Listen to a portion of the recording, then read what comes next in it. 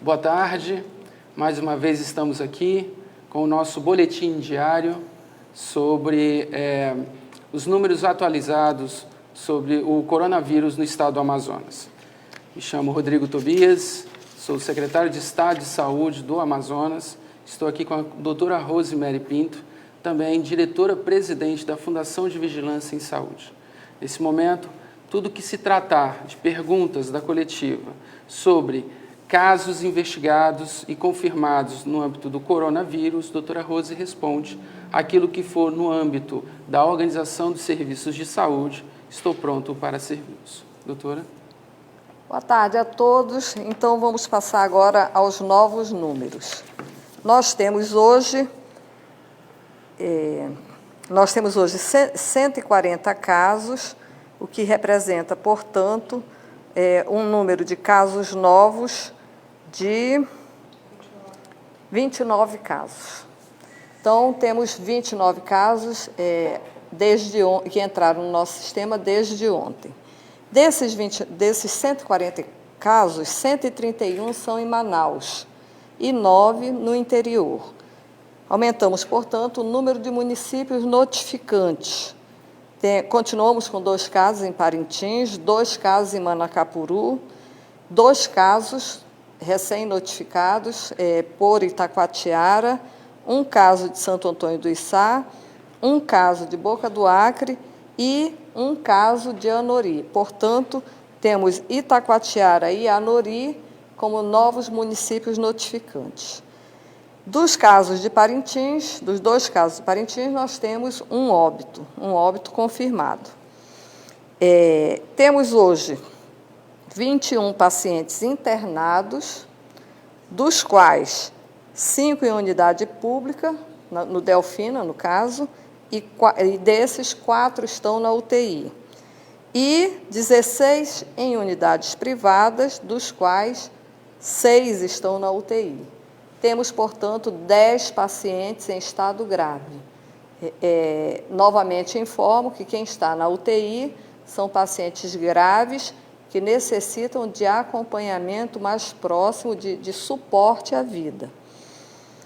Desses pacientes que estão em UTI, nós temos 1 de Manacapuru, foi removido ontem. Portanto, nós temos um acumulado de 140 casos e o que demonstra que nós continuamos numa curva progressiva de ascensão no número de casos.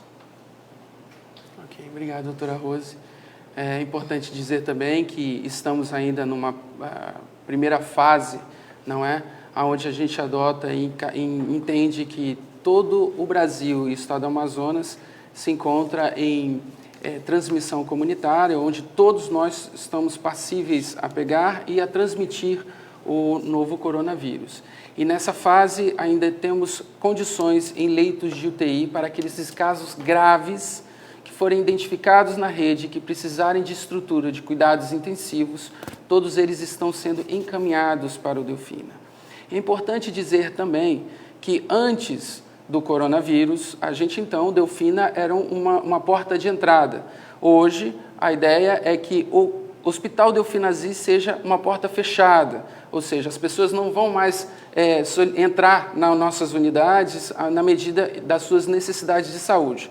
Ao contrário, agora, somente os casos confirmados e aqueles identificados graves vão ser regulados, ou seja, por meio de remoção, SAMU ou estrutura de ambulâncias vão entrar no Delfina. Antes, nós tínhamos os casos, pacientes que estavam internados lá. E ao longo da semana, nós fomos, então, removendo esses casos e redistribuindo-os nas nossas unidades. Hospital Getúlio Vargas, o Adriano Jorge. Então, essas são unidades em que esses casos que estavam antes do coronavírus foram removidos.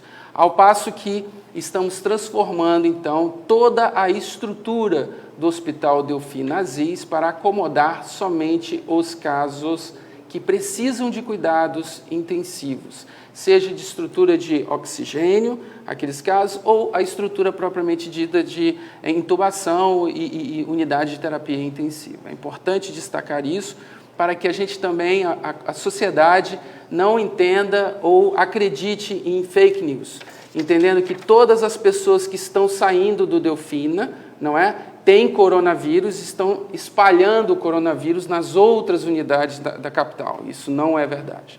Ao contrário, Delfina Aziz é esse centro de referência tanto para a capital quanto para o interior.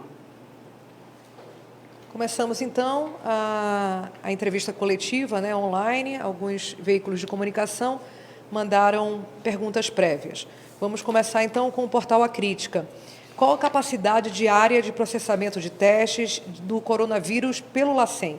Qual o prazo máximo que um paciente aguarda pelo resultado do exame? Então, o LACEN já ampliou a sua capacidade de testes.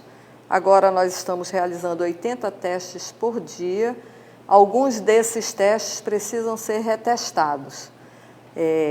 O LACEN já está trabalhando num regime de 24 horas. E o tempo de entrega desses resultados está variando entre 24 e 48 horas.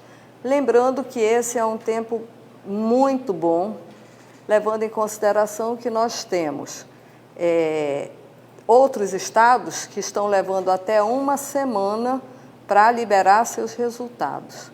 Então, o prazo máximo que os pacientes estão aguardando o resultado de exame é 48 horas no Amazonas. Há uma segunda pergunta ainda do mesmo veículo. Com a aquisição dos testes rápidos, os testes atuais continuarão sendo feitos normalmente? Talvez fosse interessante a senhora explicar a diferença dos dois testes. Sim. Os testes rápidos são testes que a gente chama de sorologia. Eles vão procurar anticorpos contra o novo coronavírus, anticorpos de quem teve um contato imediato, agudo, há pouco tempo, que se chama anticorpos do tipo IgM, ou anticorpos de quem já teve contato há mais tempo, que se chama anticorpos do tipo IgG. Esses são testes rápidos para triagem. Cada vez que um teste desse der positivo, ele vai necessariamente precisar fazer o outro teste, que é o que nós fazemos hoje no LACEN, que se chama RT-PCR. Esse teste ele é molecular, ele vai procurar não anticorpos, e sim fragmentos do vírus nas amostras coletadas. O teste rápido ele é feito no sangue. O RT-PCR ele é feito através de coleta da nasofaringe. Então, reiterando, são testes diferentes com objetivos diferentes. O teste rápido vai me dizer se aquele paciente tem ou não o coronavírus, e essa amostra positiva ela vai para o LACEN para ser retestada pelo RT-PCR. E aí é importante dizer, doutora Rose, e a todos que nos assistem, o governo federal está fazendo a aquisição de 5 milhões de testes rápidos, ou seja, são testes clínicos, em que uma vez que ainda tem uma certa proporção de falsos negativos. Por isso que precisa fazer aqueles casos positivos nesses testes rápidos, eles devem ser, então, acionados o LACEN para que a gente possa fazer com a contraprova, novo exame e aí sim confirmar o caso. Além de tudo isso, o governo do estado do Amazonas está fazendo a aquisição de 30 mil testes também de um laboratório reconhecido pela Agência Nacional de Vigilância Sanitária.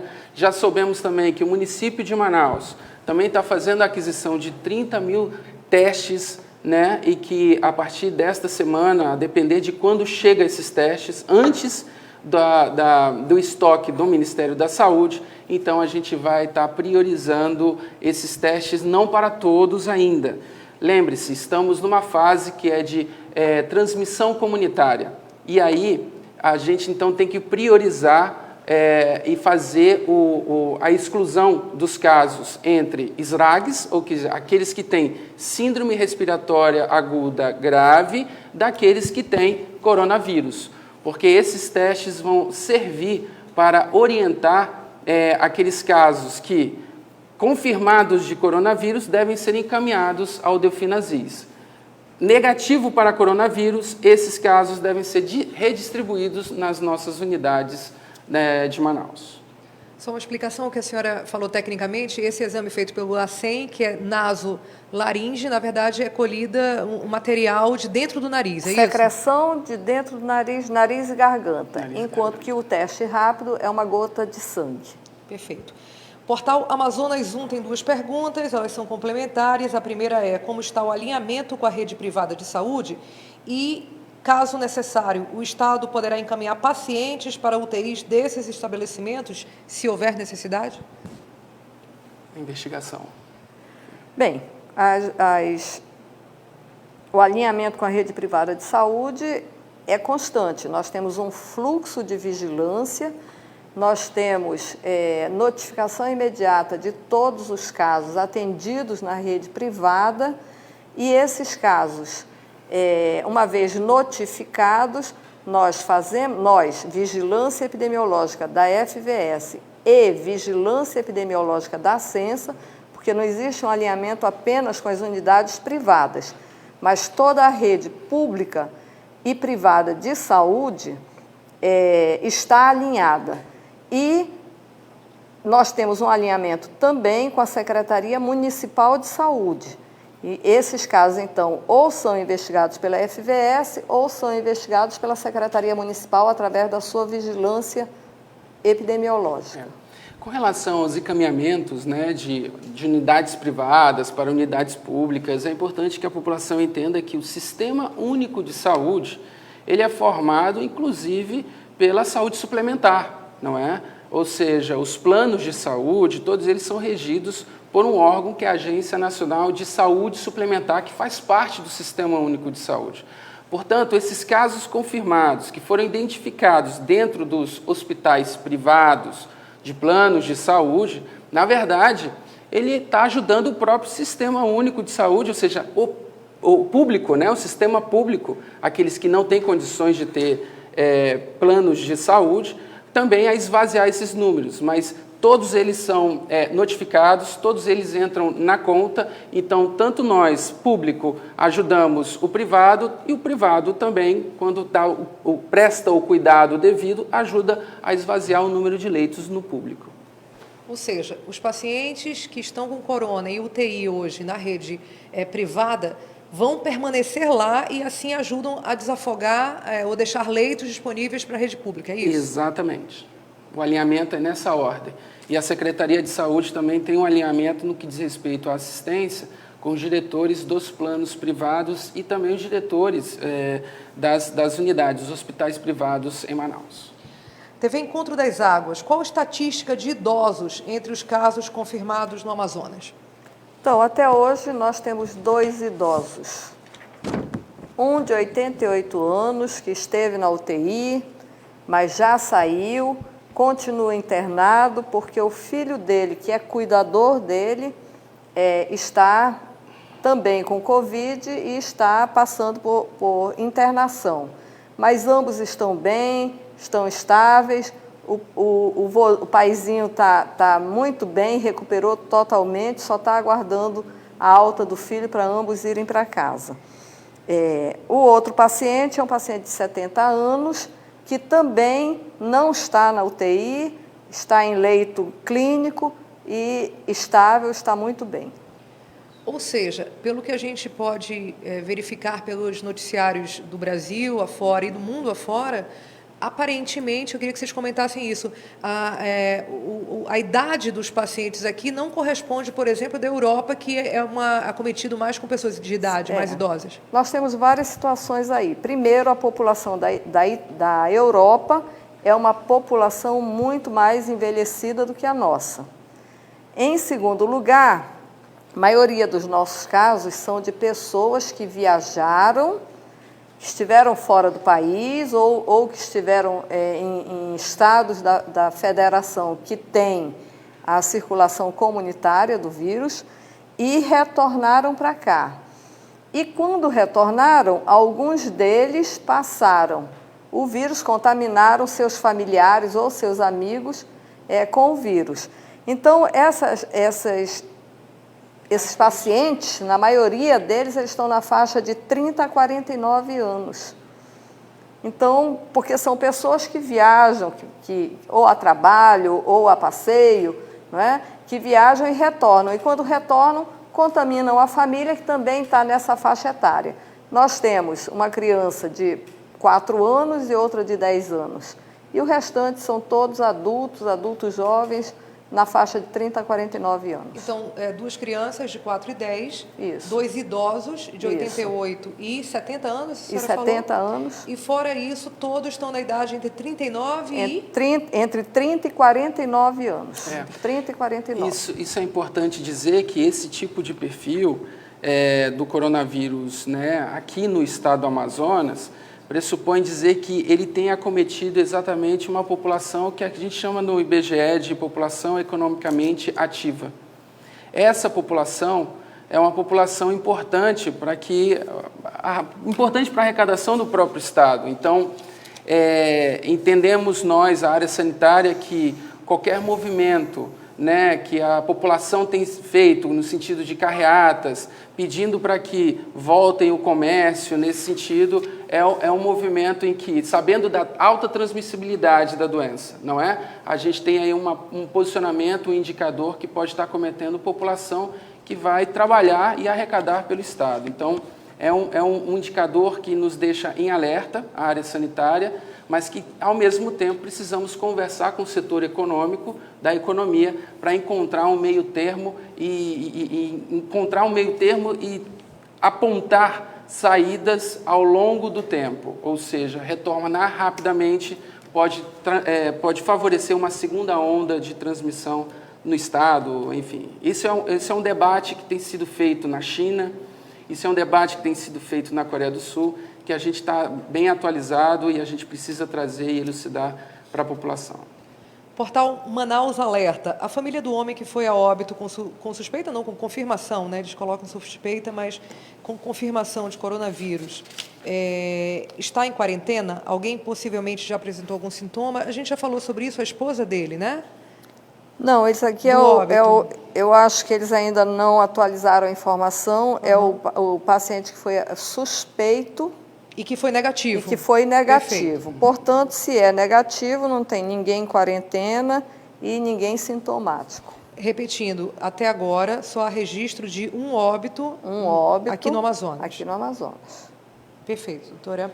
Portal Amazonas Digital. O Ministério da Saúde aponta que o país está chegando à fase crítica da pandemia, que os casos irão aumentar em 30 dias. Essa previsão se aplica ao Amazonas ou, eu acho que a pergunta é se essa previsão é única para o país ou se há uma diferença regional e, nesse caso, o nosso pico, já existe essa possibilidade da gente chegar a esses cálculos, seria nessa data ou posteriormente a isso? Nós estamos trabalhando com um grande aumento do número de casos já nas próximas semanas, levando em conta a dinâmica de transmissão do vírus.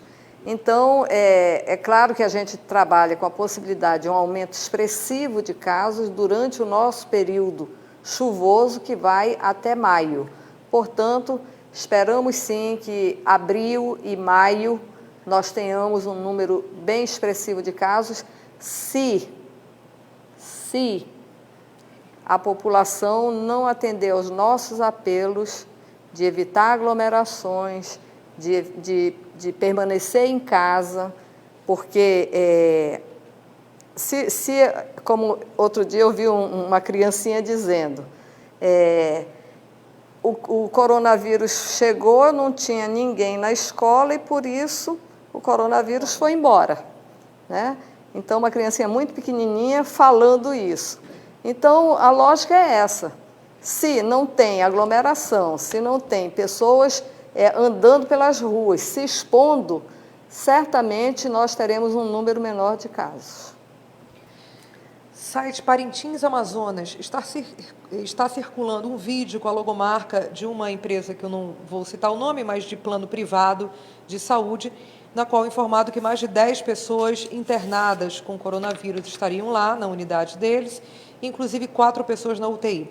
Esses são dados verídicos, chegaram a ser repassados para a Suzam, para a FVS. Como é que é esse controle da rede particular? Reitero que toda a rede particular, nós temos um aplicativo onde diariamente a rede particular nos informa todos os casos que estão internados no momento.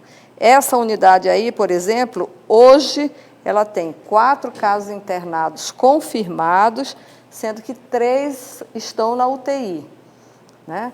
Eles certamente no vídeo estão falando de casos acumulados. Nós estamos com casos confirmados desde 13 de março. Então, eles devem estar falando de casos acumulados. E esses estão nessa estatística que a senhora citou mais cedo? Sim, todos estão nas nossas estatísticas. Jornal A Crítica, pela média diária de casos confirmados ao longo dessa semana, já há uma projeção da Fundação de Vigilância em Saúde para o avanço da doença no Estado, agora no mês de abril? Acabamos de confirmar, de informar isso, né? Esperamos um expressivo aumento no número de casos. Já nas primeiras semanas de abril. Sim. Vamos, então, para algumas perguntas feitas. Essas outras têm caráter mais político e aí não técnico, né? A gente responde em outra oportunidade. Vamos, então, agora que está chegando durante a live, algumas perguntas, essas anteriores eram prévias. O site Estado Político pergunta: a doutora Rosemary pode detalhar o estado de saúde das 2 crianças, de 4 anos e de 10 anos de idade? Pulando e saltitando. Muito bem, obrigada. Difícil segurar em casa, inclusive. Difícil segurar em casa. Ok. Temos mais perguntas, agora da TV A Crítica. Após as declarações do presidente Bolsonaro sobre a necessidade de retomada de atividades econômicas, vocês conseguiram perceber um aumento do número de pessoas e veículos transitando em Manaus? Houve alguma tratativa da Fundação de Vigilância para que isso seja evitado? Sim, nós percebemos. Infelizmente, o impacto na opinião das pessoas sobre esse assunto foi grande e nós vemos isso com enorme preocupação, né? Tanto é que nas 3 últimas lives nós estamos fazendo apelos para que a população atenda às nossas recomendações e permaneça em casa em isolamento domiciliar. Em isolamento social, né? Dessa forma, essa é a única forma que nós temos de evitar uma transmissão muito intensa, simultânea do vírus. Nós sabemos que, pelas características do vírus, nós podemos ter muitas pessoas infectadas. O que nós precisamos evitar é que as pessoas se infectem ao mesmo tempo, porque se isso acontecer, não adianta toda a estrutura que nós temos de leitos hospitalares e de UTIs, porque elas não serão suficientes. Então, as pessoas precisam entender que depois elas se elas estão se expondo, se elas estão se aglomerando, se elas estão saindo de casa, depois elas não vão ter como culpar alguém pelo sistema de saúde. E aqui, quando eu falo sistema de saúde, eu estou falando do público e do privado. Então, eles não vão ter como culpar o sistema de saúde de não atendê-los adequadamente, porque as recomendações estão sendo dadas. Fique em casa, não se aglomere. Você está correndo o risco de contrair o Covid. E se muitos contraírem ao mesmo tempo, com certeza não haverá estrutura de sistema de saúde para responder. Há uma segunda pergunta, também da TV A Crítica, na mesma linha. Se não existe uma determinação, apenas uma recomendação sobre o recolhimento de idosos que trabalham, por exemplo, na iniciativa privada em serviços essenciais e não podem fazer quarentena, o governo irá, de alguma maneira, tornar isso uma obrigação para os empresários? A Fundação tem como requerer essa medida? Eu acho que a pergunta é em relação a pessoas acima de 60 anos que, por uma necessidade econômica, continuam trabalhando. Qual é a recomendação e se pode haver uma recomendação é que essas pessoas não permaneçam trabalhando. Agora, a governabilidade que o sistema público tem, o setor público tem, é sobre os seus funcionários, não é? Então, tanto o governo do Estado quanto a Prefeitura de Manaus emitiram decretos que regulamentam isso e essas pessoas não estão trabalhando. Ou elas estão fazendo home office ou elas estão definitivamente em casa. Agora, com relação ao setor privado, nesse momento não existe uma determinação, né? Existe uma recomendação. Portal Poder, como está sendo o atendimento ou acompanhamento das pessoas que testaram positivo para o Covid-19 e estão em casa? É um monitoramento diário? Como é que ele é feito? Temos já outro paciente curado da doença, além da primeira paciente? Esse monitoramento é feito por telefone, todos nós temos a recomendação de trabalhar à distância, né? Então, esse monitoramento é feito por telefone, tanto a Fundação de Vigilância em Saúde quanto a Secretaria Municipal de Saúde, a Vigilância Epidemiológica, fazem esse monitoramento. Com relação à segunda pergunta, eu perdi. A segunda é se a gente já tem outro paciente curado além da primeira paciente. Teremos amanhã. É mesmo? Teremos Tudo indica? amanhã, isso. Isso já é uma boa porque notícia. os primeiros casos, né, tem que passar o isolamento social de 14 dias. Então, o primeiro caso já está liberado, o segundo caso deve ser liberado amanhã. O jornal A Crítica faz uma pergunta que eu acho que é mais direcionada ao secretário Tobias. Eles dizem que uma leitora de Pauini, do município de Pauini, diz que está impossibilitada de fazer exames necessários para requisição de medicamentos contra a hepatite B, por exemplo, e D, devido à suspensão das viagens, que os exames são realizados em Boca do Acre e os medicamentos, ela cita aqui o nome dos dois, repassados pela Secretaria de Saúde. E ela queria saber como é que a Suzan se dispõe de alguma medida ou estratégia para atender pacientes do interior que estão enfrentando o mesmo problema. Quer dizer, ela não é uma paciente de Covid, mas por conta de tudo que está acontecendo, ela está ela está prejudicada nesse atendimento. Como resolver?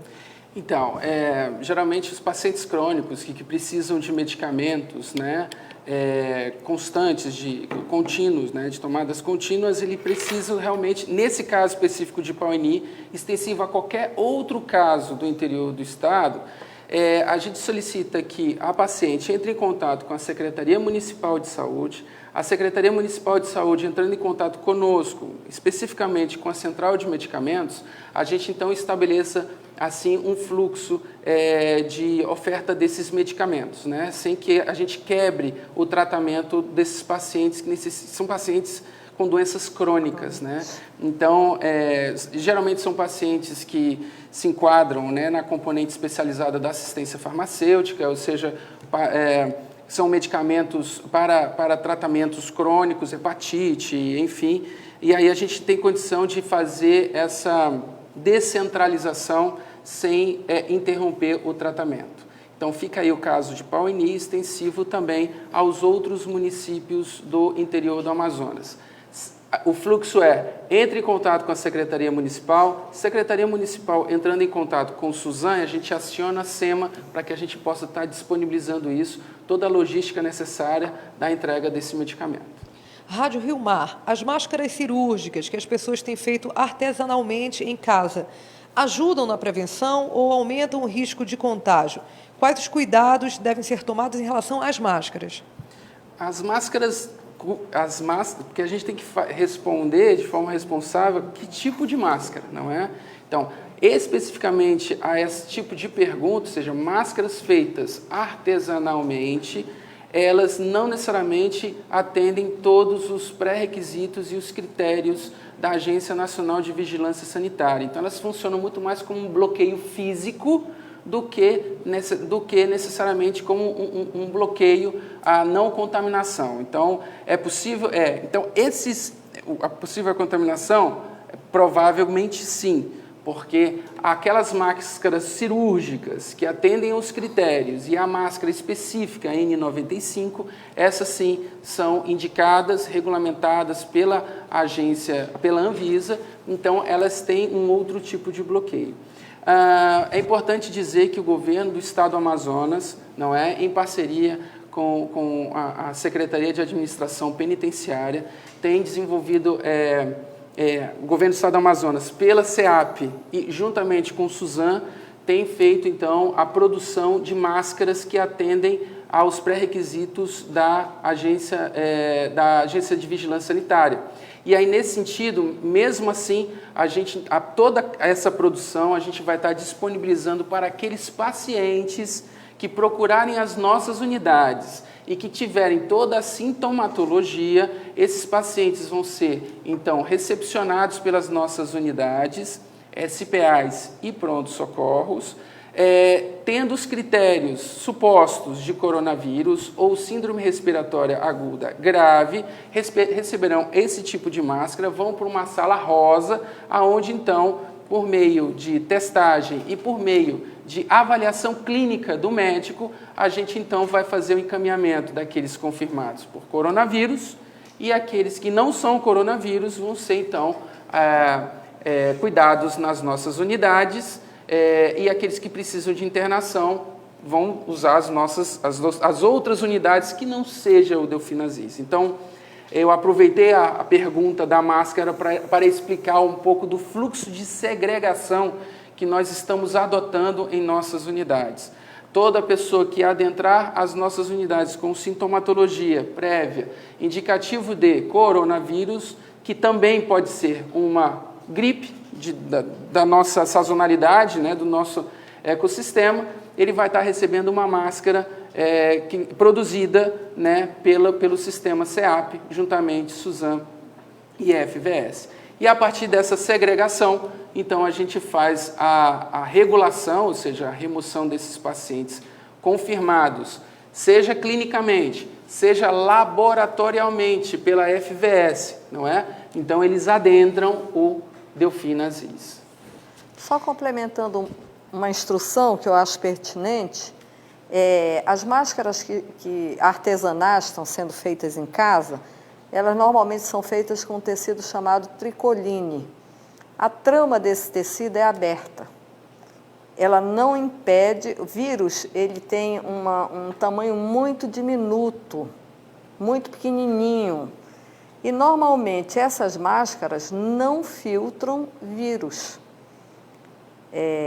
Então, elas são bonitinhas, elas são estampadas, elas são coloridas, mas a função principal seria evitar que as pessoas se contaminassem, elas não atendem. Por isso mesmo é que a Anvisa não autoriza. A Anvisa autoriza TNT cirúrgico ou odontológico, tá? Que é um TNT especial. Não é o TNT que a gente compra ali na esquina. E essa máscara, ela tem que ser confeccionada em 2 ou 3 camadas. Então, se a máscara domiciliar for feita com TNT cirúrgico ou odontológico e ela tiver 2 ou 3 camadas, então, nesse caso, ela vai proteger. Se ela for feita com outro tipo de tecido, ela não vai proteger contra o novo coronavírus. Tem várias perguntas, tanto de veículos quanto de pessoas não jornalistas que nos acompanham agora, doutora, sobre aquela divisão de bairros, né, de pessoas contaminadas por bairros. Alguns pedindo para a senhora atualizar, o que a senhora falou ontem. Eu acho que valeria a pena a gente voltar àquela explicação de até que ponto é relevante ou não se saber se um bairro tem mais pacientes do que outro, já que a gente tem comunitário. Então, a nossa transmissão comunitária é muito recente.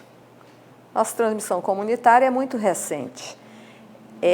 Os casos, a maior parte dos nossos casos, como eu já expliquei antes, são casos que vieram de fora, que trouxeram o vírus.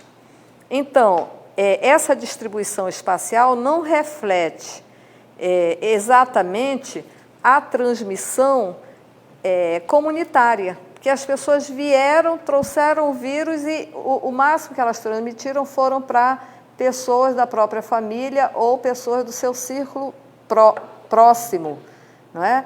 E isso, quando a gente espacializa, dá a impressão, por exemplo, que o bairro de Adrianópolis está cheio de coronavírus. mas na realidade é porque as pessoas que vieram de fora moravam no bairro Adrianópolis. Essas pessoas foram isoladas, foram identificadas precocemente, testadas pelo LACEN, deram positivas, estão isoladas, né, ou estão internadas ou estão em isolamento domiciliar. Portanto, elas não estão circulando por aí espalhando o vírus. Em função disso é que nós resistimos um pouco em publicar esses dados por bairro. E eles só serão publicados nesse boletim. No a gente tem um boletim semanal, informativo, mas tem um boletim técnico. Eu queria que a senhora explicasse. Que é o boletim técnico. Diariamente, nós estamos trazendo aqui para vocês os números de casos. Casos novos, casos confirmados, casos em investigação. Diariamente, a gente está passando esses dados. Mas, toda quinta-feira, a FVS, quinta-feira à noite, a FVS publica no seu site o boletim técnico, o boletim epidemiológico, onde nós temos a análise desses casos e não apenas dos casos do novo coronavírus, como também dos casos de síndromes respiratórias aguda graves, que é para as pessoas entenderem que não está circulando apenas o novo coronavírus. Eu reitero que nós vivemos hoje no estado do Amazonas uma epidemia de outros vírus respiratórios. Esses outros vírus respiratórios se manifestam na forma de síndrome gripal, que são os sintomas de gripe e resfriado, mais brandos, mais leves, ou de síndrome respiratória aguda grave, que são quando essas pessoas agravam e precisam ir para o hospital ou até para a UTI. Inclusive, nós já temos mais de 380 desses casos e temos várias pessoas, 38 casos que evoluíram para óbito. Em que período, doutora? Desde novembro, no período, corresponde ao nosso período chuvoso. De novembro até agora, nós temos esse grande número de casos de síndromes respiratórias aguda grave, inclusive com registro de óbitos, que não são causados pelo novo coronavírus.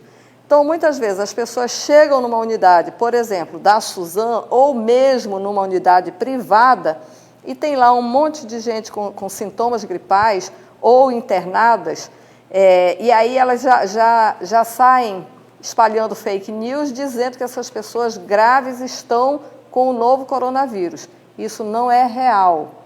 Os casos de novo coronavírus são esses que nós trazemos aqui diariamente para vocês. Outros casos graves estão acontecendo, estão sendo atendidos tanto na rede da Suzam quanto na rede privada. E é necessário que a gente entenda isso. Quando a gente faz o isolamento social, a gente está se isolando e evitando a propagação desses outros vírus também, o que resulta em pessoas que deixam de adoecer gravemente e de morrer. A gente vai para as últimas perguntas, então. O Estado Político faz uma pergunta e o portal A Crítica complementa. O Estado Político diz pergunta para quanto foi o número de amostras processadas no LACEN nas últimas 24 horas e se a taxa de positivos aumentou. O portal A Crítica, por sua vez, pede para a senhora repetir a quantidade de casos em monitoramento, em investigação. Então, é tudo a mesma coisa, né? O número de amostras coletadas pelo LACEN entre ontem e hoje foram 160 amostras que estão em investigação, aguardando os resultados de exame. Nós temos confirmados um total de 140 casos, dos quais 131 são em Manaus e 9 no interior.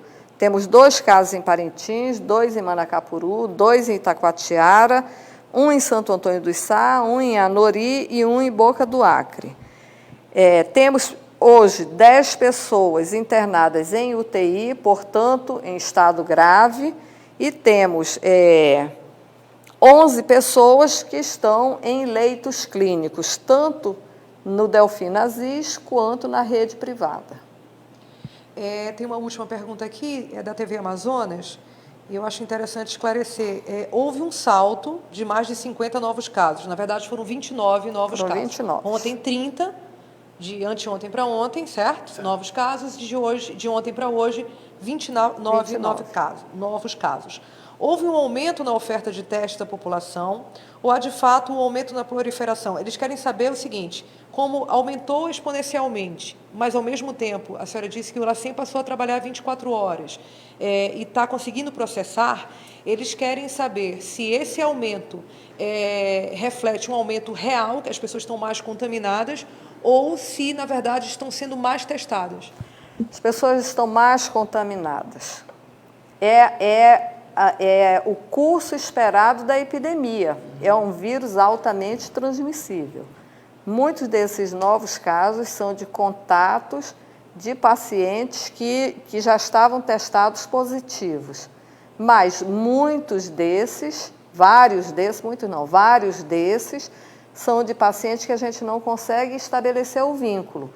Por isso mesmo, ontem nós declaramos que nós já temos transmissão comunitária no Estado, porque nós não sabemos mais de alguns pacientes de quem com quem eles se contaminaram e para quem eles transmitiram. Então, isso caracteriza a transmissão comunitária. O vírus está aí, está circulando com as pessoas, porque vírus não circula sozinho. Vírus precisa de um ser humano para levá-lo para lá e para cá. Então, 80% dos casos são brandos ou são assintomáticos. Nós só temos conhecimento dos 20% dos casos que têm sintomas mais exacerbados e que procuram a rede de saúde ou que precisam de uma internação. Portanto, 80% dos casos estão circulando. Se você sair de casa, se você não se preservar, se você não preservar as crianças, as grávidas, principalmente os maiores de 60 anos e os que têm comorbidade, essas pessoas vão circular, vão encontrar com algum desses assintomáticos ou quem só tem uma pequena tosse, uma febrícula,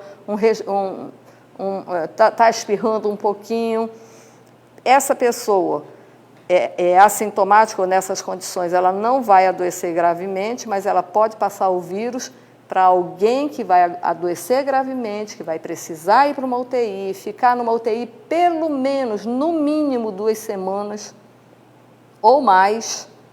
Enquanto uma pessoa com pneumonia, ela fica na UTI um período de, no máximo, 8 dias, 7, 8 dias, uma pessoa com o novo coronavírus, ela fica o dobro disso ou mais.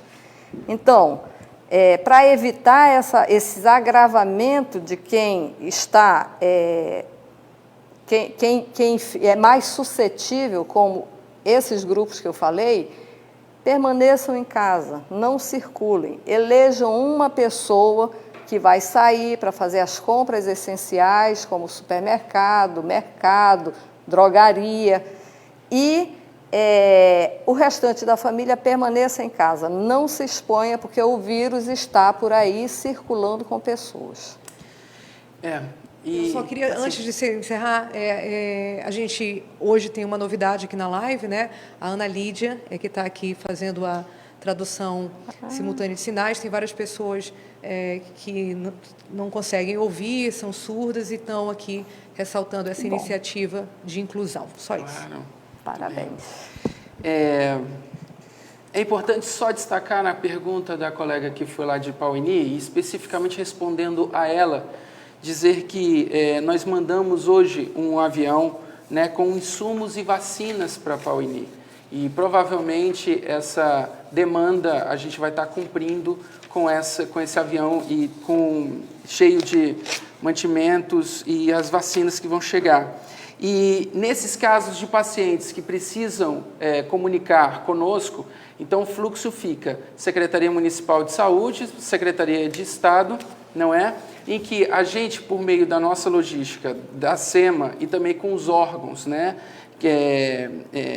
responsáveis, a gente então pode estar oficializando a capitania do município de Pauani a receber as nossas, enfim, aquilo que vocês demandarem, a gente retorna com os medicamentos necessários para os municípios. Antes da gente terminar, é importante dizer e reconhecer que ao longo dessa semana, o quanto que a gente tem feito uma rede de solidariedade, né? Tanto a iniciativa privada, a sociedade, junto com o poder público.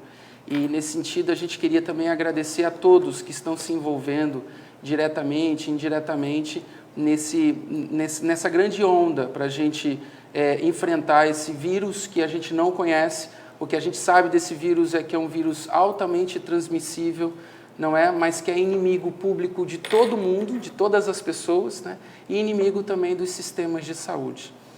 A iniciativa privada, várias empresas entraram em contato comigo enquanto eu estava de quarentena, não é? E a gente soube coordenar isso. Então, a gente precisa reconhecer que as empresas, né, a Associação do Polo Digital de Manaus, a Universidade do Estado do Amazonas, iniciativa privada, eu me permita fazer aqui a nominação de alguns, mas o Instituto Transire de Tecnologia, o Grupo IN, que tem várias empresas e que ajudou a desenvolver os softwares, né, de quarentena, soluções tecnológicas para poder a gente otimizar tempo e também devolver isso em forma de serviços de saúde para a população, não é? Então, assim, a gente de fato está muito imbuído e muito satisfeito de saber que tem os vários outros setores e a própria sociedade tem contribuído para que a gente possa interromper a transmissão desse novo coronavírus. Então,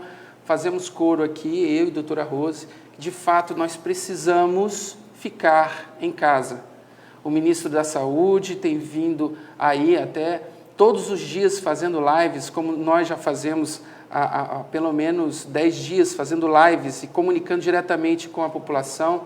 O governo federal agora adotou essa medida também de fazer a coletiva de imprensa virtualmente, né? E ele tem falado que as pessoas precisam ficar em casa.